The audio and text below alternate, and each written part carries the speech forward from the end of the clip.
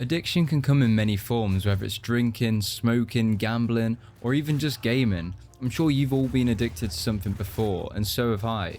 And in today's video, that's exactly what I wanted to discuss, my journey through addiction. Firstly, what is addiction? Because it's more than just substances. It's when something goes beyond a choice to a compulsion, a certain way of life. An addiction we all probably share today is scrolling on social media. This is a kind of soft addiction, you could call it. Sure, it's not necessarily productive, but it's not actively damaging your health like smoking or drinking would do. However, this makes it really easy for us to dismiss this as an addiction, and that's why so many of us get hooked on apps like TikTok and YouTube.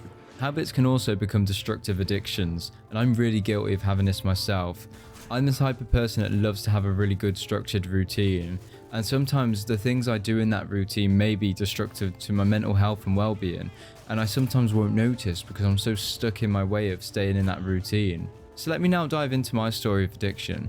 I started smoking and vaping when I was quite young, younger than I'd like to admit really, and it wasn't necessarily a fitting in ordeal either. I just wanted to try it, so I did. The addiction came when it went from being something I wanted to try to now becoming part of me.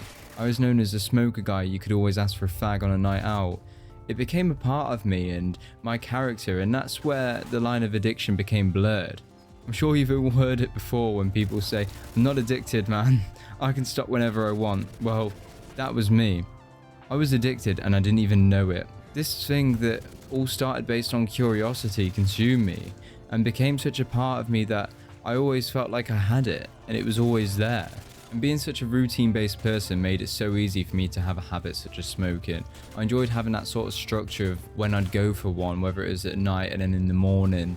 This combination was absolutely deadly for me. The smoking mentally made me feel calm too, which didn't help the addiction, because normally for the damaging traits of a bad habit you have, there's some kind of payoff. Well, for me it was stress relief, a sort of calming feeling. Whenever I'd smoke, I'd feel at peace and relaxed. I realised this was an issue when I met my girlfriend. When I was getting into this serious relationship, it made me take my health more seriously too. And I knew that if I wanted to live for as long as possible and be together for as long as possible, I needed to stop this today. So I did. I went straight cold turkey and I stopped straight away. And I did great. I went for about 3 months until one night where we were in the smoking area and I just couldn't resist to slip back into my old routine that I found so much comfort in. This brought around the cycle of denial that one isn't bad, right? Or it's only a few, it won't hurt. That self-reassurance that you tell yourself and the lies that you fill your head with so that you can cheat yourself. It's a vicious cycle to get out of. Fortunately, I didn't get stuck here for too long though. I went cold turkey again shortly after, and I've never smoked since. I now haven't smoked for about a year and a half, and I feel better than ever. I've started working on my cardio, going out for runs. I've always worked out, but I've never been the biggest fan of running, so being able to finally build up on that has been really fun. As I've mentioned in other videos, I started journaling, and it was around this time when I did start that. It just helps me get down those deep dark urges that I sometimes have. And once you put it down in writing, it can really help get it out your system. I've also tried replacing the addiction with a hobby. I started gaming more and trying to go back to enjoying that. The money I save from not smoking I can spend on a new game or gaming equipment. I found these things to be a healthy way of coping with addiction. So when I do get urges, as everyone does, these things help me stay grounded to my long-term goals. My relationship definitely helps with that too. I get that stress relief and peacefulness from jumping on my childhood COD instead of going for that cig, or I get that unsettling urge out of me by going for a tiring run.